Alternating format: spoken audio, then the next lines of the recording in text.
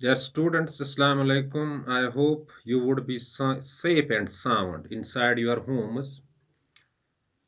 Fear of COVID 19 infection is reducing day by day. Life is coming back to the track. These signs you may witness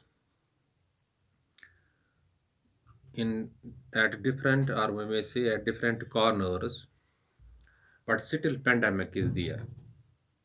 COVID 19 infection is there, but life is coming back to the track. Some economic activities are going on. No doubt, the traffic is plying on roads. Some business is going on. That means the economic activities are on.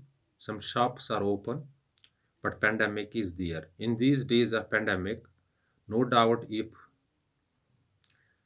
some restrictions have been eased, but you have to keep precautionary measures while going out from the home in case of any emergency. Better way is to remain in home isolation to crack the coming examinations with a difference and also defeat this COVID-19 infection, because home isolation or home quarantine is only it is remedy, or only the mechanism to fight it. Dear students of class 10th 12th, today we are dealing with very important tense in English, that is present perfect. Present perfect tense is a grammatical combination. Remember, present perfect tense is a grammatical combination of the present tense and perfect aspect that is used to express a past event that has present consequences. I am repeating the things. Present perfect tense is a grammatical combination of the present tense and perfect aspect that's used to express a past event that has present consequences. And sometimes students get confused while using present perfect and past simple. Past simple is a tense in which action happened in the past at a certain moment of time. For example, if you completed your graduation in 2018, you can simply say, I did my graduation in 2018. You can't say, I have done my graduation in 2018. Now it is construction, how we can recognize it, or how it is formed. It is formed have plus third form of the verb and has plus third form of the verb. Have is used with I, you, and plurals. Have is used with I, you, and plurals, whereas singulars with singulars has is used. For example, I have played chess. Have plus third form of verb, present perfect. You have played chess. Have plus third form of the verb, present perfect. They have played chess. Present perfect have plus third form of the verb. Now, if there is a singular noun, for example, Rashid. Rashid has played chess. She has played chess. Ruxana has played chess. With singular has plus third form of verb, with I, you, and plural, third form of the verb, it is present perfect. So I am giving you the examples of present perfect. I have finished my work. You have finished your work. They have finished their work.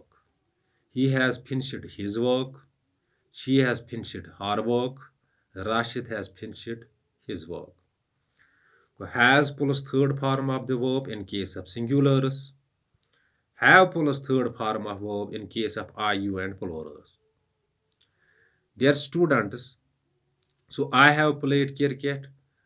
You have played cricket. They have played cricket is present perfect. He has played cricket. She has played cricket. Ahmed has played cricket is present perfect. Now how its negative can be formed. I have played cricket. So simple. I have not played cricket. So if it is declarative. I have played cricket. It's declarative. Its negative can be formed. I have not played cricket. Its interrogative can be formed. Have I played cricket? Have I played cricket? That means interrogative are those sentences in which questions are asked. Have I played cricket? At the end, you have to end it with the question mark. Take another example. Rashid has played cricket. Rashid has not played cricket. It's negative. And its interrogative is has Rashid played cricket? Take another example. Boys have played cricket. Boys is plural, so have is used with third form. Boys have not played cricket. It is negative. Have boys played cricket? It is interrogative. Interrogative is simply in which questions are asked, and negative is in which you are denying the declaration. So now it is very important. That is how passive its passive can be formed. Rashid has played cricket. It's active sentence because here subject governs the verb. Subject is there, verb is there, object is there. Rashid has played cricket. Subject governs the verb. Subject dominates the verb. So it is passive. So it's active. In passive wise, subject is acted upon. So Rashid has played cricket is active and its passive can be formed like this. Cricket is singular. In present perfect with singular we use has. Cricket has been played by Rashid. What is the been now? Been is the past participle of verb to be. Past participle of verb to be and it is used with all forms of have. Take another example. She has played hockey. She has played hockey. It is active. Why it is active? Because the subject governs the verb. The subject dominates the verb. Subject is there. Object is there. Now, hockey is a singular object. Hockey has been played by her. Hockey has been played by her. Remember, be is the past participle of the verb to be, and it is used with the all the forms of have. Dear students, in passive voice, always third form of the verb is used, and passive is never a normal voice. Now it is getting the 8 minutes, above 8 minutes video.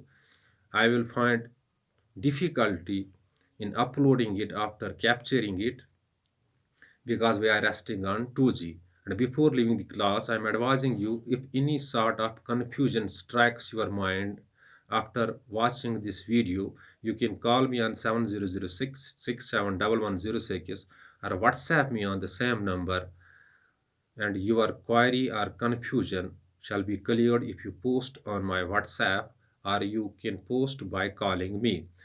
So, dear students, but one more thing is there, do see these things on your available grammar books so that you may grasp the concept well because there is no substitution for the self study. Self study can take your sinking boat to the bank. Thanks. Be blessed.